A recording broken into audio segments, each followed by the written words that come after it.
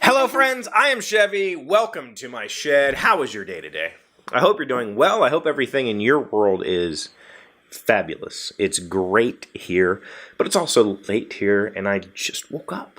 I came home and passed out today. I think it mostly has to do with me being up each night late into the early morning hours, working. Specifically working on alien artifacts and trying to get it done so that it can be the best it can be. And before I continue, this isn't me complaining. Don't get me wrong. I'm not complaining about that at all. In fact, it's the exact opposite. Me pouring my energy, my excess energy into this game this week has been phenomenal for me. And I told Ignacy that. He knows. We both work really well like this. We're both kind of, we like to be overwhelmed, I guess. I shouldn't say we like it. We don't, but we get it, right? When it's time to get it done, it's time to get it done.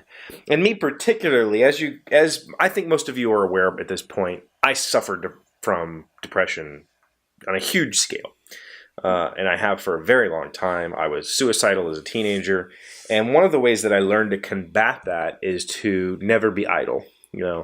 Never give myself a moment to reflect on it, because that's just a downward spiral, right? If I start worrying, am I depressed? I will become depressed, right? Psychosemantic, is that the word? I think it is. Anyway. And so I try not to do that. And when I have a project this big and this important, like alien artifacts, and I'm able to just force all my energy into it, it's a huge help. Not only is it a huge help in keeping my brain from eating itself, essentially, but it also, there are things going on in my life right now that are extremely serious, and I don't want to think about those things right this minute either. And so just diving into it has been a huge help. And it's not my job. Like, yes, I work for Portal Games, but I'm not a full-time employee. He has staff in Poland, lots of staff, and they work very hard to make sure the games are the best they can be. But Ignacy has been busy this week with the release of First Martians to pre-orders, and he hasn't had the time dedicated to alien artifacts. And when I saw what I perceived was, this needs help, I took it upon myself to do it. I was not asked to do it. It's not my job. He never said, Chevee, fix this. Nobody did. I just assumed responsibility and did it. And right or wrong, I think it's a better game for it. I'm going to, say that out loud. But the point of this all is achieving perfection is hard work. And the game will not be perfect. I told you that yesterday. By the way, if you don't know what I'm talking about, go back and just watch the videos from this week. I've been linking them up here. The game won't be perfect. I know that. It will be close, though. It'll be good. It'll be very good. Hopefully it can be great. The game is great.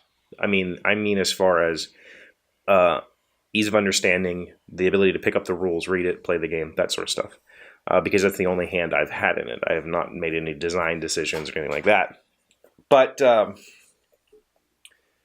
achieving perfection on that scale, it just takes work.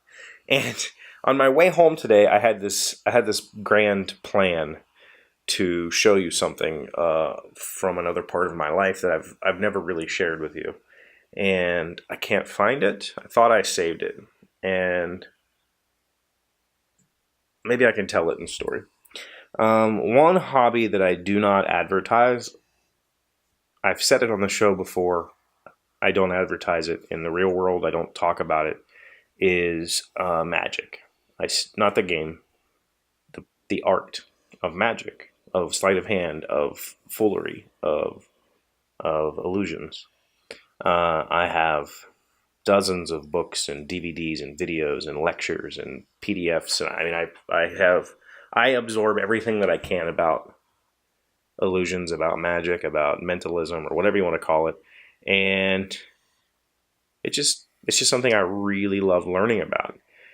The beauty of magic is that now, when I was a kid, I was always enthralled with it, and I didn't live anywhere where there was a magic community that I could go to a store and buy anything. So I always just had to kind of try to figure it out on my own, how they do that. And nowadays, you can just type in Google how they do that, and you find the answer. Like, you will find a lot of misdirection, people saying, "Oh no, that's not how they did it," but you'll find the answer if you know where to look.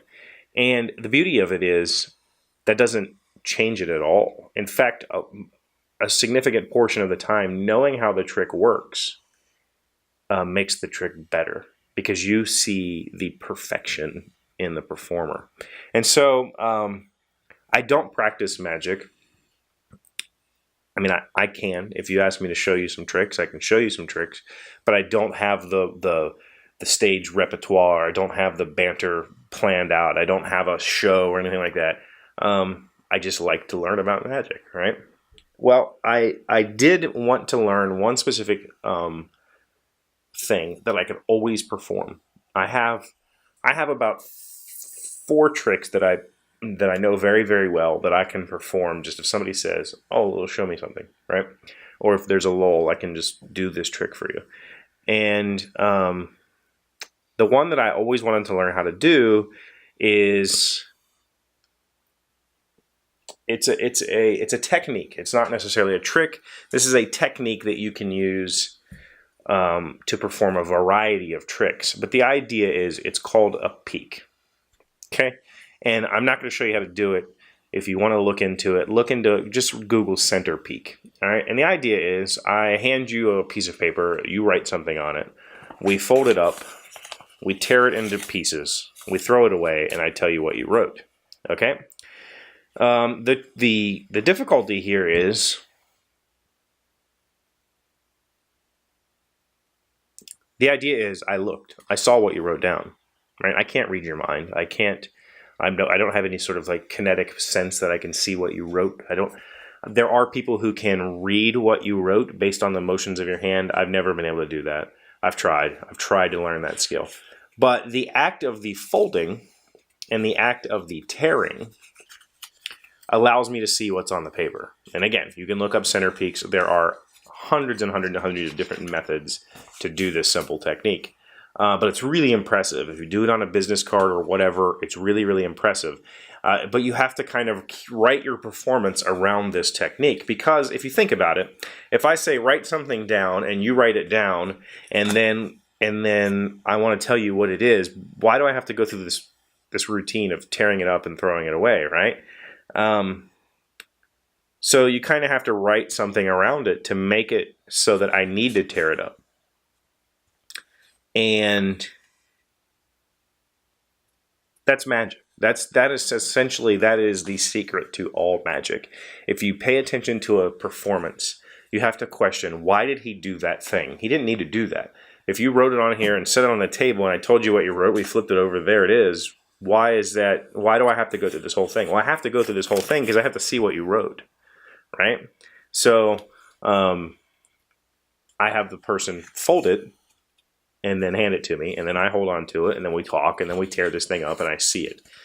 The act, the physical performance of folding this piece of paper in such a way that I can tear it and see what you wrote without you knowing that I saw it, that just through the motion of me doing this maneuver, I get to see what's in there.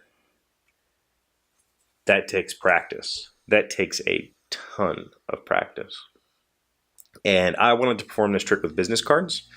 So I bought hundreds of business cards and I sat down with them and I just practiced. I tore them in my hands, I did the thing. I made sure that I could see something. So I, made a mark on each. It wasn't anything particular. I filmed myself just like this, doing it, and then watched it back and could see if I could see myself do it. Until I got good at it. And I used to keep this box, and it was a shoebox just full of torn up business cards. And the point I'm trying to make is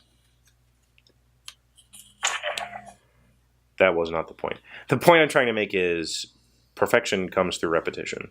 And I'm not perfect at that trick, and I'm not perfect at editing cards or rules or a game, but the only way that I know how to get close is to just do it over and over and over and over again.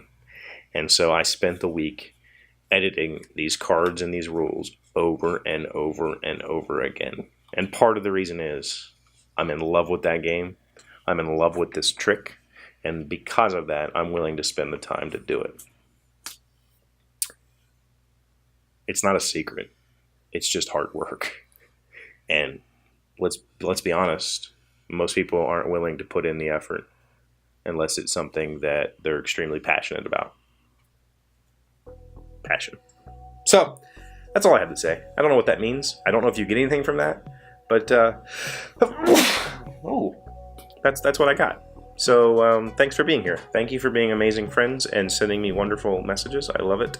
Please use the comments down below. If you're interested in hearing more about magic, please put that in the comments, and maybe I'll share some stuff with you. I don't want to be that guy who comes on the internet and tells people how to do things, but maybe I can point you in the direction of what it is you might want to know. I'm more than willing to do that. But for now, I think I'm gonna go back to sleep. I might eat something first because I'm really tired. It's been a long week, and yeah, appreciate you. I'll see you tomorrow. Hey, Doc, wait! I want to ask you something. Today's random fact comes from antsalive.com. Do ants have blood in their body? Ants do not have lungs. Oxygen enters through tiny holes all over the body, and carbon dioxide leaves through the same holes. There are no blood vessels. The heart is a long tube that pumps colorless blood from the head back to the rear and then back up to the head again. So no blood vessels. What is that blood doing?